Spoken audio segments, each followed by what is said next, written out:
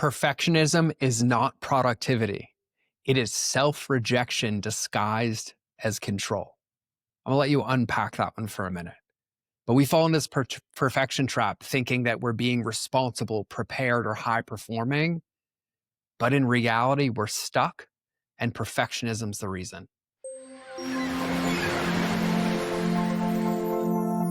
If you have ever delayed a launch, over edited a post, or, ready, my favorite, replayed the same decision in your head 47 times in 20 minutes, this episode is for you. Because perfectionism, it's not helping you grow. It is silently killing your momentum. I'm bringing the fire today. I took a couple of weeks and outlined an entire perfectionism masterclass. Because this one isn't just about business, it's really about our peace. I've been trapped in perfectionism too, and I fight to get out of it every day. I've wasted hours tweaking posts, tweaking pictures, re-recording videos, and spinning in self-doubt. But what I've truly learned is this: perfectionism is not a standard. It's actually a fear. And once we call it what it is, we get control over progress and to actually make momentum in the game of life or business that we're playing. And if this is your first time here, welcome to the Mind of George show, where I believe it belongs in a straitjacket, but I only share the safest parts with you. But my mission is helping entrepreneurs discover that true scaling isn't about hacks or tactics. It's about aligning your mindset, your customer journey, your messaging, and your marketing so that you can build and scale sustainably without losing yourself in the process. And I am honored you are here. And I promise you that the only thing that will happen after you listen to this episode is it will shift something inside of you. And today, I fully break down what I call the perfectionism trap, what it looks like, how it hides, and how to break free from it. I break down the 10 biggest signs that perfectionism is actually running the show. And I will give you 10, I say again, 10 tangible tools to shift out of that paralysis and into the game of your business or your life. This episode might just tickle a little bit. It might cut you deep, but it's not about fixing you. It's actually about giving you the freedom you desire and why you became an entrepreneur in the first place. And so I've done this. I've scaled thousands of companies, thousands of entrepreneurs I've helped, and I've walked through all of this on my own. And I've realized that this is a race we never stop playing. It's one that we stay ahead of, because perfectionism is a thief. It steals your peace. It steals your clarity. It steals your progress. It steals your sleep. Insert all the other things it steals that you know that I'm forgetting. And the longer that you let it sit in the driver's seat, the more you delay the results, the more you delay the revenue, and the more you actually delay the relief or the peace that you're capable of creating. So today, it's about calling it out, because the moment we name it, we can throw it out of the car and we can choose something better. So we talk about the hidden habits that reveal how perfectionism has its grip on us. We talk about where it really comes from and how it's not your fault. And I share the exact tools that I use to rewire my brain, my client's brain, and all of us can use to take clear action without burning out. This one's raw. It's honest. I feel like it's freedom inside of a podcast episode. And so I'm committed to breaking mine. The question is, are you committed to breaking your perfectionism trap? And if the answer is yes, let's dive into the episode. You know what's crazy? I've never met an entrepreneur that doesn't suffer or hasn't occasionally suffered from perfectionism. And most of us don't even know it. We end up thinking that we're just not ready yet, or it's not the right time. But we fall victim in not understanding that perfectionism isn't actually discipline. It's fear in disguise, and it costs us our peace. It costs us our profit. It costs us our clarity. It costs us our growth. It costs us our power. And today, we're going to fix it. I'm going to make this episode a perfectionism masterclass that you can use today. I have journal prompts that are going to be in the show notes that you can come back to, because today is the day to fix it. And perfectionism is just another part. It's a muscle in our body. It's a muscle in our brain that we can work out and make stronger and work for our benefit when we understand it.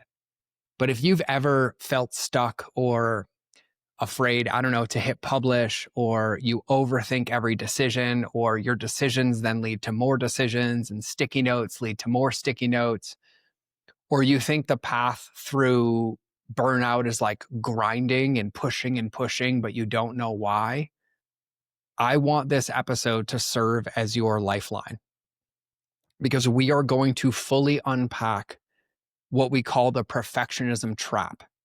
We're going to talk about where it comes from, how it shows up, and the most important part is how to break free from it. And I'm treating this like a college lecture, like a course, like we're going to get a PhD in mastering, releasing, reprogramming, reframing, and truthfully thriving through perfectionism. And that's my goal on today's show. And this is something I still face. I'm not numb to this. I'm not immune to this. And one of the craziest things that I've noticed about myself is that the longer and longer I've been an entrepreneur and the more success that has been created, the more the desire to do everything perfect actually comes in. And really, it's just a trap that prevents growth and prevents progress. And so first, we're going to start with, what is perfectionism really? Like, what's the definition of it? How do we define it? And I'm going to share how I define it. That's all this is. You might have your own definition, but perfectionism is more than high standards. It's okay to have standards, but perfectionism is this like unhealthy need, or this compulsive need to never make mistakes. Never. Like, it has to be perfect. I can't say the wrong thing. I can't speak the wrong way. This even happened to me last night in a conversation in my relationship.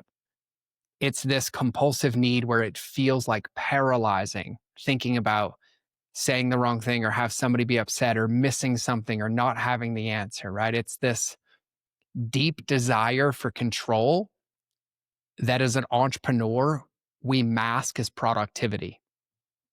We look at it and think about it, and it's almost celebrated to some degree. We're like, no, I'm doing it perfectly. I'm not going to miss anything. I'm going to have the perfect launch, the perfect email, the perfect podcast, the perfect social post, the perfect caption, all of it.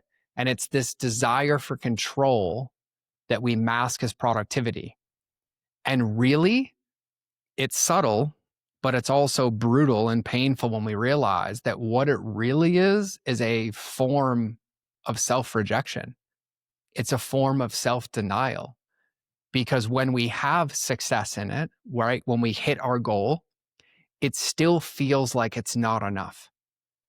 And even when we push through and we get progress, we will go back and be like, but I could have, and I missed this, and I did this. And so perfectionism for me is this overcomplication, need, and desire to never make mistakes. We want to control everything. And then we're like, I'm being productive. I'm turning over every stone. I used to say that all the time, or I'm thinking about every conceivable scenario. But what it really was consistently moving the starting line and delaying my growth, delaying my progress. And I was just rejecting myself at the deepest level. And so the first thing I want to unpack is how to tell if we're caught in the perfectionist trap, right? And I have 10 crystal clear signs that we're caught in the perfectionism trap. And you'll know, because if you're watching this on video, I'm looking down because I have notes and notes and notes and notes, because I've been working on this and really unpacking this and wanting this episode to be an evergreen asset for you to come back to, one for you to share with your friends, one for you to have a reminder to come check, so that you can do the most important thing in your life and in your business, which is get on the field and make progress and continually to achieve or pursue and achieve the goals that you've set out to achieve. And so the most important thing, if we want to go somewhere different, if we want a different result in our life, if we want to change our perspective or flex a muscle, we have to know where we are. And knowing where we are is recognizing if you resonate with any of these signs of perfectionism. And I'm not going to go too deep into them, but you're going to know exactly what I'm talking about, okay? So I have 10 clear signs that you're caught in the perfectionism trap, okay? Sign number 1 is over planning and avoiding action. So what does that mean? That means getting clarity on something and then spending excessive time planning it and refining details without taking action. So it's when we're more committed to the planning process than we are the execution process. And what this does is it causes us massive delays, missed opportunities, and increased pressure. And so a really simple analogy is like if we're making dinner for the family and all we do is obsess, do we have the ingredients? Did I cut it right? Did I check it? Is it here? Well, 3 hours passes and everybody's still hungry, when in actuality, we could have just put the recipe in the oven. So that's sign number one. Sign number two is you have this overwhelming or really even mild fear of failure. Okay. So what happens is we get new ideas or we have clarity on something, but we avoid it because it feels risky, right? It's unknown. That's where the control comes in. And so we have this fear of like, I'm going to make a mistake. I'm not going to get it right. I'm not going to give that first keynote because I haven't prepped enough. And so I'm never going to speak again, or I'm not going to publish that podcast because I don't think I did everything correctly, or I'm not going to teach that concept because I've never taught it before. And so this fear of failure literally causes us to not grow, to not learn, to not refine the process. And it doesn't allow us innovation, right? It doesn't allow us iteration. It doesn't allow us to put a recipe in the oven, because I'm going to use food, to get it out, to taste it and be like, man, I'm glad I made this. Those brownies are great. I could use a little more sugar next time, or I could use a little less X, or I could use more butter. But it doesn't allow us to do that because we have that fear of failure. The next sign that you're stuck or have been stuck or have danced with the perfectionist trap is micromanaging. And this is one of the big ones that I see. This could be micromanaging your team, micromanaging your customers, micromanaging your partner, micromanaging your kids. But it's this desire or this need that we convince ourselves that we have to control every single task, right? It could be in a friend group. You might see it that way, where you're like going out to dinner and you're like, well, if I don't pick the spot, if I don't tell them what time to get there, I don't give them directions, then dinner's not going to happen. But that micromanagement creates friction. It removes agency for people. And then it actually slows progress, because instead of focusing on the needle movers or focusing on the things that we can control, we're obsessed about all the things that have to be controlled, some of which we can't even influence. And then we do nothing and we don't make progress on the goal, whatever it is. So that's the third. The fourth is constantly revisiting or revising work. And so this is where we are reworking products or services repeatedly. We're reworking a caption repeatedly. We're retaking the photo. I know for me, I have this hard rule with this podcast is it's one and done, right? Like if you hear me flub, you hear me bunch over my words, you hear me miss something, it's one and done. Because if not, I have this one, this gene is in me, where I'll go back and I'm like, oh, I can make it better. I can make it better. I can make it better. And it reminds me of a musician I had on the podcast, Sat Sang, and Will Evans, both incredible musicians I love. And we had this really, really funny conversation and metaphor that the only song that's ever done is the one that you hit publish on. The only book that's ever written is the one that you publish, because there's always going to be edits and you're always going to find things to add. But that's where iterations and versions come in. And so if we're constantly reworking products or services or captions or emails, even when they're already good enough, we're just delaying it. We're massively inefficient and we're delaying our results.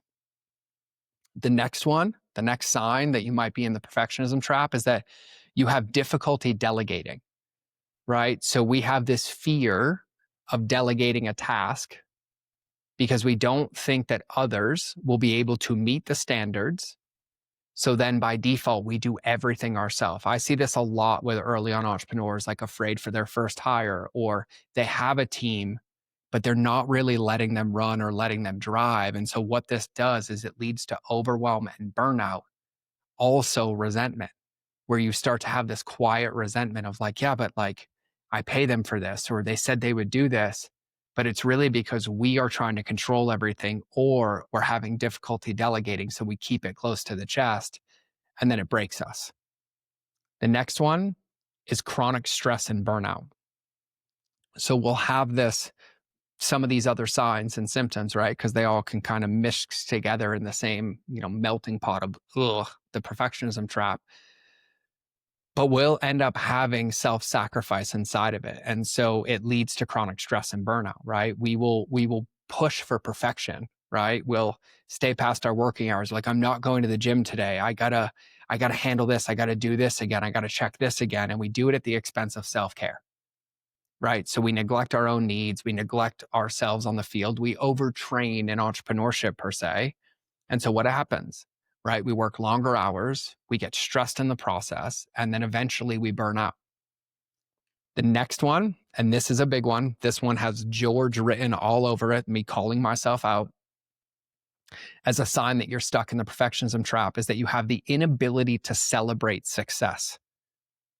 So something good will happen, you'll make progress on something, and then you will focus on what went wrong rather than acknowledging your accomplishments.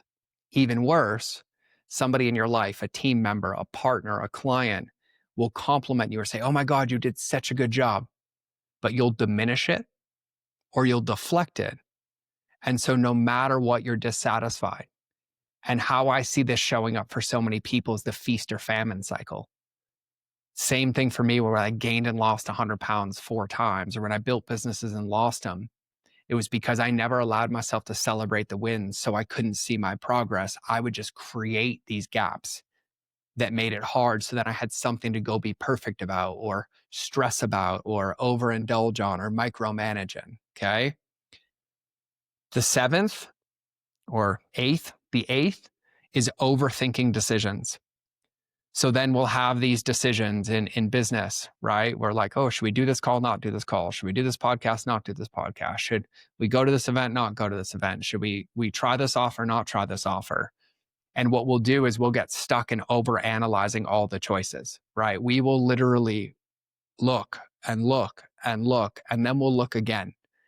And we end up getting paralyzed out of all progress because we're so afraid of making the wrong decision, or we fall victim to thinking that every decision is the permanent decision, right? Like, have you ever had an idea or a thought of like, oh, I want to go out to dinner? And you go to this restaurant because you heard it was good, it was great. And then you sit down and look at the menu and you're like, there's nothing that I want to order. In that bucket, you're in one of two camps, and it's about overthinking decisions. If there's nothing you want to order, you either just stay and eat it even though you don't like it because of this, or you do what I've done a few times where I thank the waitress. I'm like, hey, I just want to be honest. Nothing in here speaking to me. I'm going to go find another restaurant. Here's a tip. Thanks for your time. Right? So we'll overanalyze things so much to the point that it paralyzes us and it keeps us stuck. The next sign is we struggle with feedback. So we view feedback as criticism, and we take it personally and internalize it. So we end up feeling demoralized or down or less than if our work isn't perfect, or it's not praised, or it wasn't like a grand slam, that it didn't meet this false expectation that nobody else gave us. But we don't want the feedback. We're almost like afraid to hear it. So instead, we don't put something into the world because we don't want to be able to hear that feedback. When in actuality, that's not the case. But what it prevents is it prevents progress, it prevents growth, and it creates this massive amount of pressure on ourselves. And then the last one is imposter syndrome. This is the 10th sign that you've struggled, or you're stuck in, or you dance with what we call the perfectionism trap, right? Because imposter syndrome is we feel like a fraud, or we feel unworthy or undeserving of success. And so this might mean that you set out to achieve something and then you actually did it, right? You got your first client, you launched your podcast, right? You launched your first event, you closed a big deal.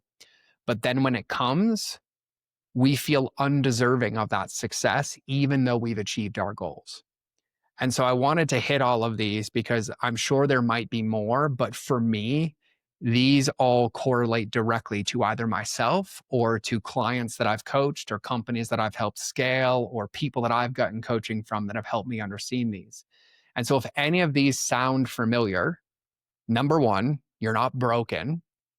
You're not alone, as I've struggled with almost every single one of these things. And in fact, it's really common. And so I found some statistics.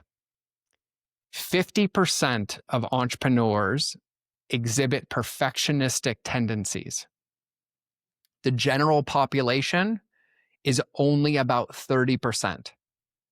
And what's shocking, since a lot of you that listen to this are female, I know there's men too, but female entrepreneurs are 1.5 times more likely to be affected than men. And so what this leads to with this perfectionism trap is that entrepreneurs are 50% more likely to experience mental health issues compared to non-entrepreneurs because of the pressure that comes in entrepreneurship, stacked on top of the pressure that we put on ourselves to be perfect. And so these things all lead to stress. They lead to burnout. They lead to frustration. They lead to resentment. And they lead to these feast and famine cycles. And so it feels like we're constantly trying to catch up over and over. So we push harder. And so I think it's really important to acknowledge these things because, like, how I see these statistics and how I see these signs is number one, knowing that it's common. We're not the only ones that face it.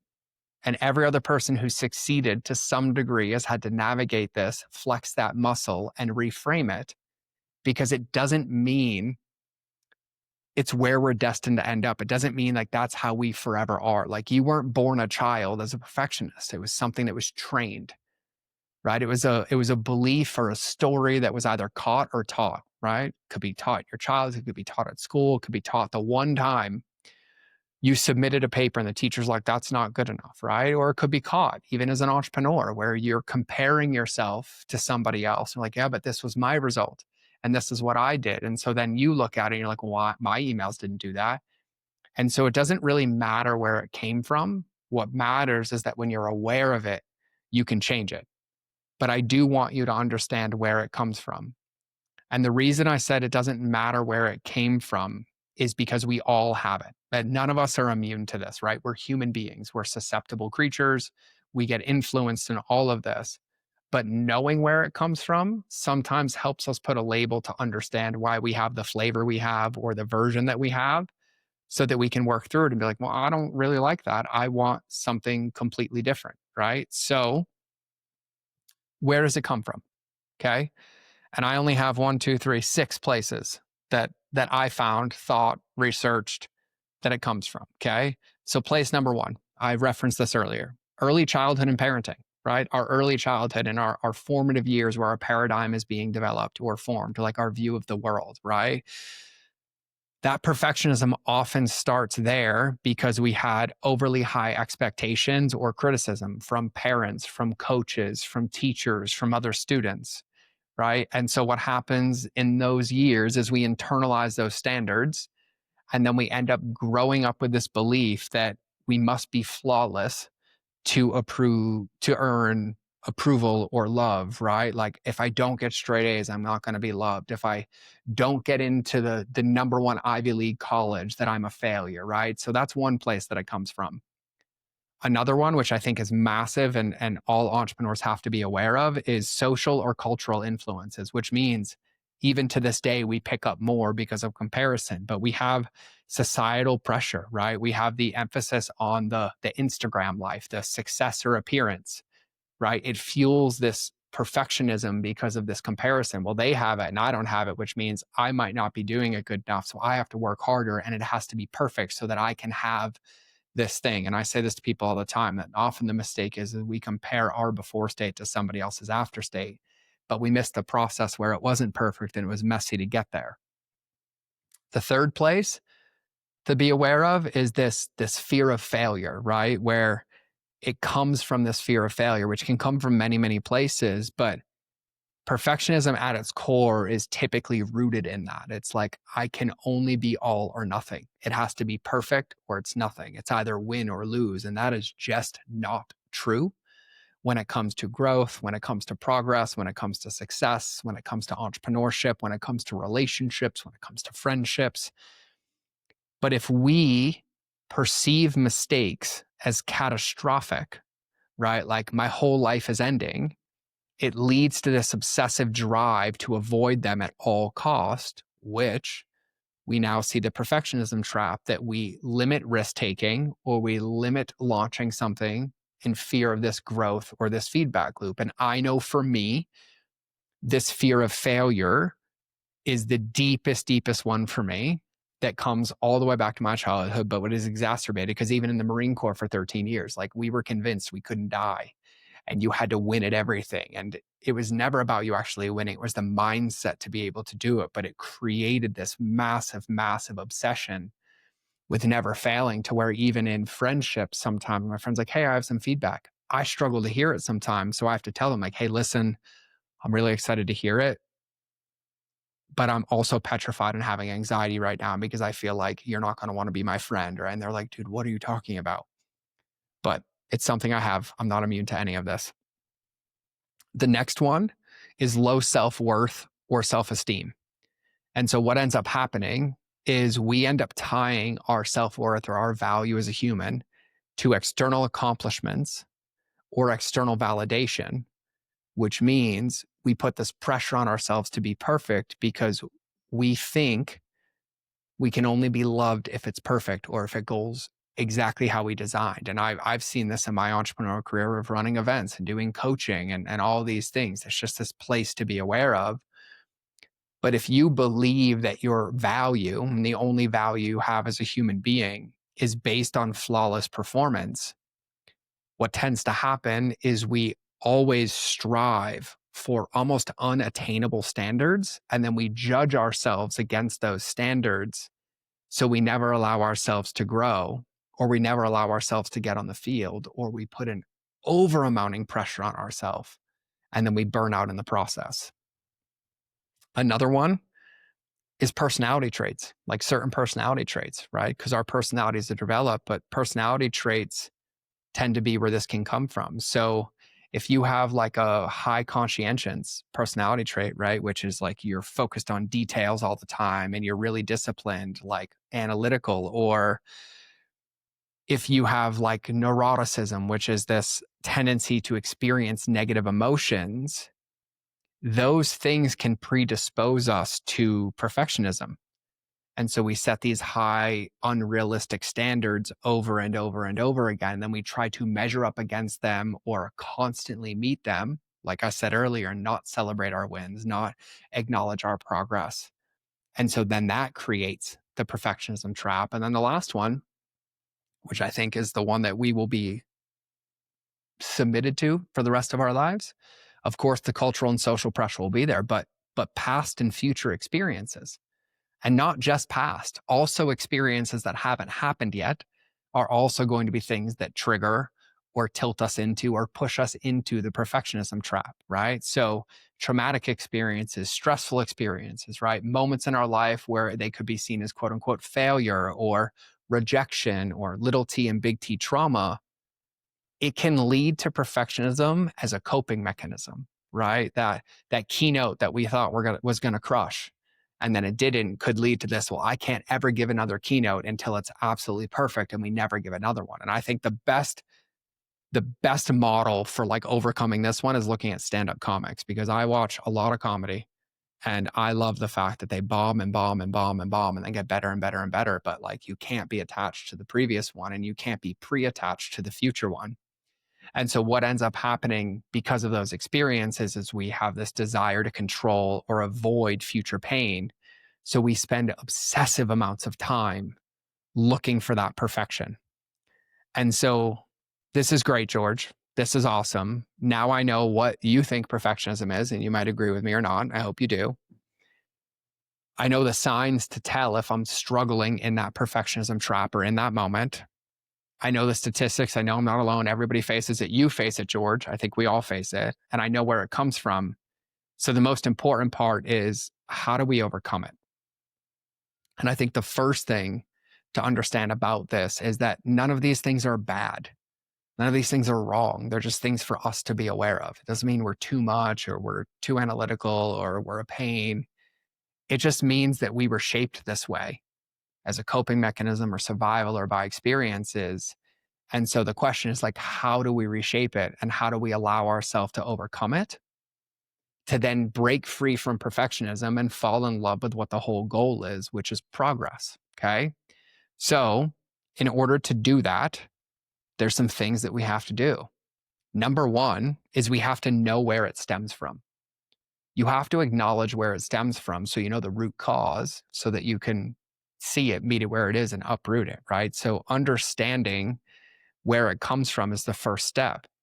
And so, this might be reflecting on early childhood experiences or cultural pressures or things that you emulated from your parents or you saw the way that they lived, because that's what shapes those perfectionism tendencies. And when we can find those things, when we just give ourselves the space and the willingness to look at them and to listen to them or to explore those things, it gives us the root, right? It's like when you try to weed a garden, if you just pull the top out, that weed's going to grow back. But if you dig up the roots and you pull it out, then the weed is eradicated forever, right? And so knowing where it came from is important. And I think the best way to know where it came from is to journal about it, which is why I have journal prompts in the show notes.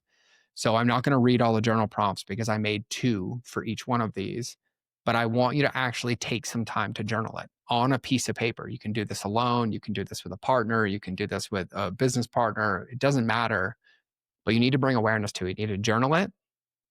You need to own it with grace, but don't shame it. Just name it.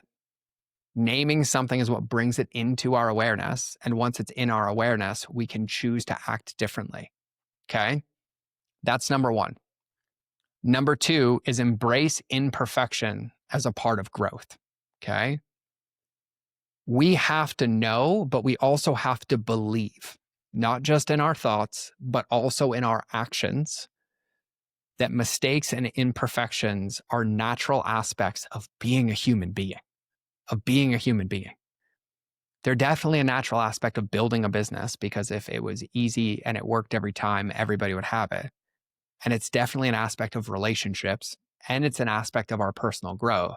So we just have to accept that those are the rules of the game. But I realized that when I accepted those, it was like I took a massive emotional dump because the pressure went away. I'm allowed to make mistakes. I'm allowed to write an email that's got a typo in it. I'm allowed to make a mistake in an event. I'm allowed to say the wrong thing. And I'm also allowed to hear that feedback and grow from it. But the quote unquote mistakes that we make so big are actually just a part of the mission. They're just a part of learning or growing. And we don't need to be perfect to succeed. We need to stay in progress to succeed and make adjustments as we go. And so number 2 is embracing imperfection. Number 3 is setting realistic expectations, not unrealistic ones. And I know there's a famous quote. Somebody asked Elon Musk why he said he could get to Mars in a year. And he said, because I'm guaranteed to make it further than the guy who said he could do it in 10. But notice how he's not holding himself to the year. He's using that as pressure to try to push himself. But he's okay that it doesn't take 10. It's okay to set a ceiling and a floor. It's okay to set these goals. But your self-worth, your value, your success can't be judged against those unrealistic standards.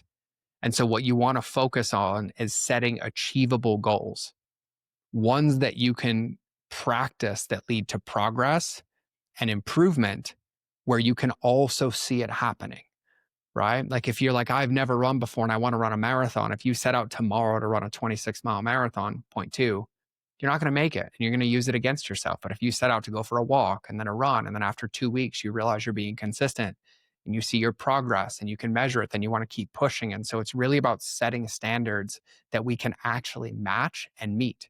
And if you're a parent, you know this. We do this for our kids all the time. We don't let them settle, but we stretch them a little bit and then we help them achieve it, but we don't make things impossible. And it's no different for us.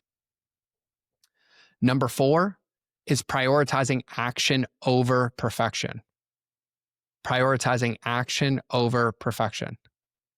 because the goal here is progress. And so taking action, even when things aren't perfect, is what gives us the feedback or the progress to move on to the next thing. But I think every one of us can think of a moment in our life where we waited for the perfect opportunity, the perfect moment. And it always leads to missed opportunities.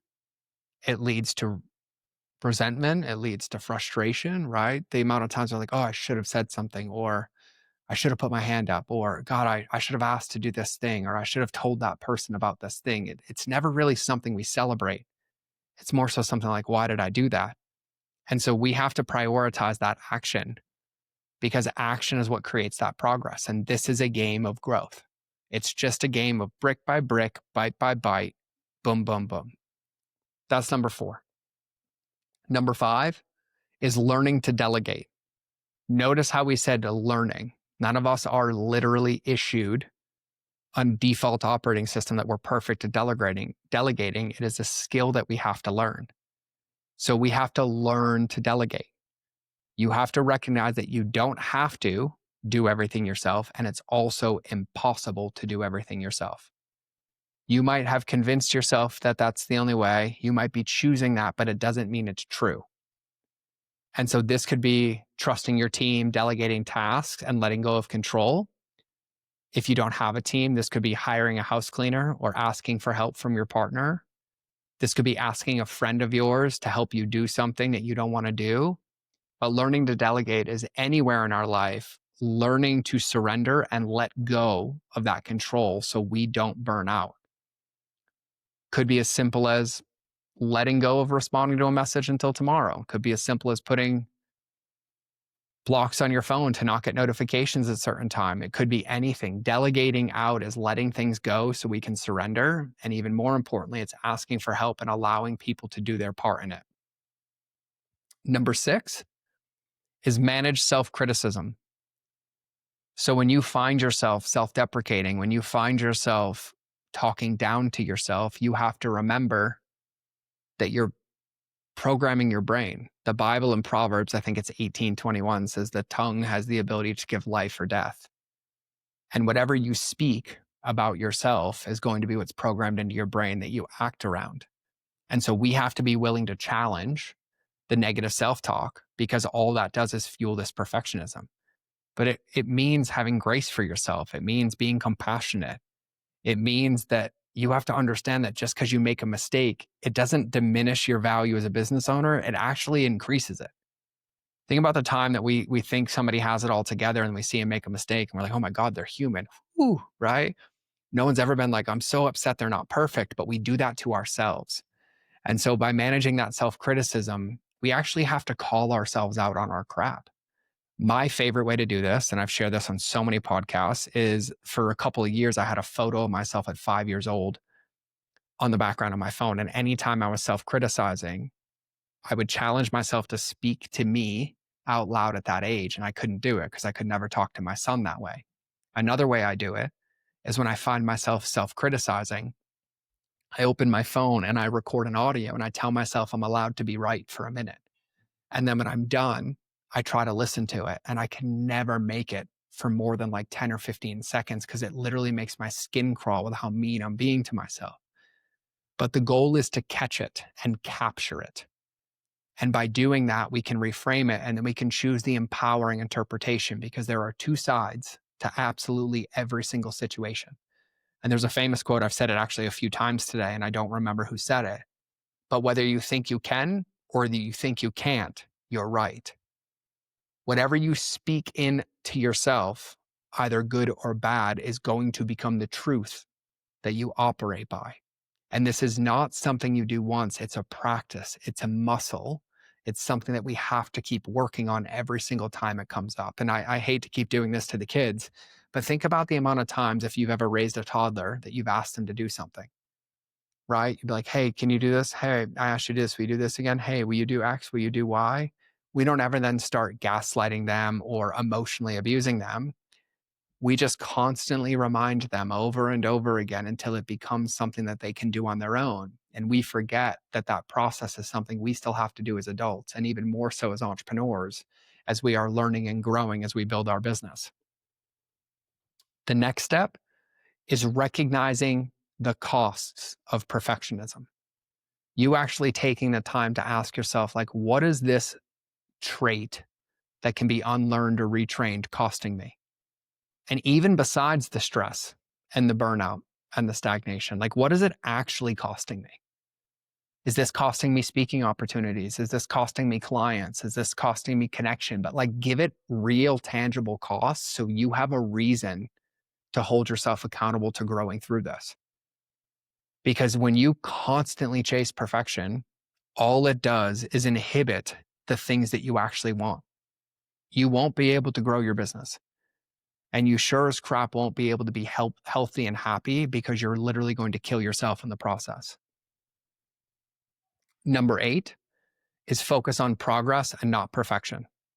So shift your focus to continuous improvement, not flawless outcomes.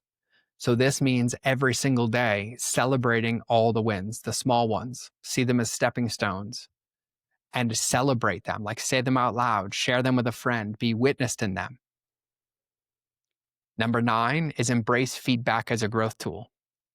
Rather than fearing criticism, view it as an opportunity to improve the recipe. So feedback helps refine your work and strengthen your business. So my invitation for you is to go actively look for it. Go actively pursue that feedback. Ask somebody, be like, hey, by the way, this is what I'm working on. Can you give me feedback on this? And then take it, integrate it, and put it into practice. The next one is create a supportive network. Surround yourself with mentors like me or anybody else that you look up to or that you want to be friends with, or like-minded entrepreneurs or family members or church members or anybody who will be honest and loving with you and can provide encouragement and guidance and remind you that perfectionism is not necessary for success. Notice how I didn't say surround yourself with yes people who take everything you say and they just let you believe it. Surround yourself with supportive people who see you. And that might start by letting them know, like, hey, man, I'm really struggling with perfectionism. Is it okay if I text you when I get stuck and run things by you? 100%. Sure. But this goes back to what I said earlier about naming it. The moment you name it, and then you name it with somebody in your network or somebody that supports you, you get accountable to releasing it. And then the last one is to practice mindfulness and stress management. When we really think about perfectionism at its core, it comes down or is typically created by stress and anxiety. And so when we understand that, we then get to be proactive about regulating our nervous system. So what does that look like? It means having practices like waking up and speaking affirmations to yourself, doing moments of silence, pausing throughout the day and breathing a couple of times, and being consistent with them. As cheesy as this sounds, you don't go to the gym one day, leave and be like, why don't I have a six pack? It requires consistency of flexing this muscle. But these practices and these mindfulness things that we do and managing our stress over and over is actually what increases our capacity to get our business to the next level. And it allows us to stay grounded in the face of whatever resistance is coming up so that we can respond instead of reacting and falling back into the signs of perfectionism over and over and over again. And so I know that I've shared a lot in this episode, this masterclass, what we call it, but you have to understand it's a process. And the perfectionism that all of us, myself included, struggle with wasn't something we were born with. It was something that was created, which means we can uncreate it, we can recreate it, we can reframe it. But perfectionism is not a productivity issue. At its core is an identity issue.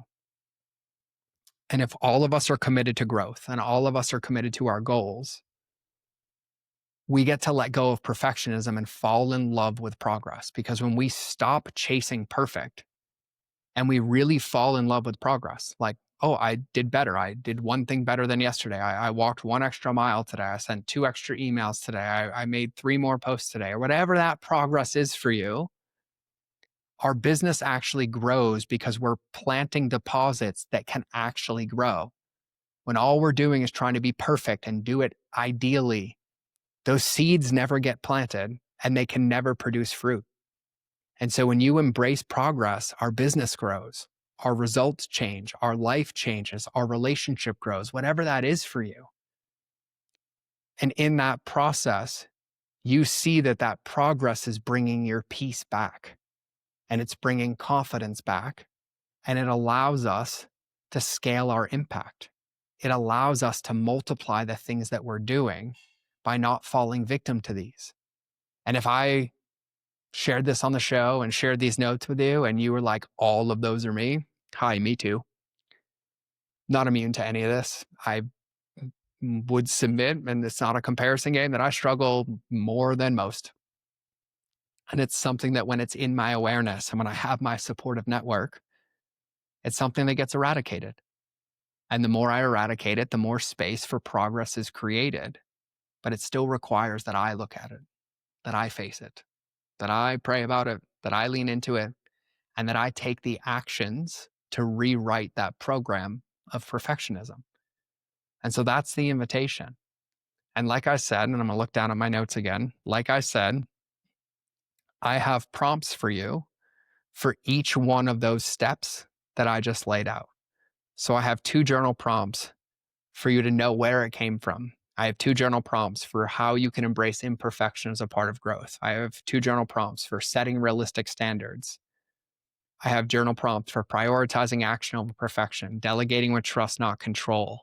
And all of these things will bring awarenesses to these patterns and behaviors. And here's the benefit. When you're aware of them, you can insert a new action. And then when you follow that, it rewires this and rewrites this.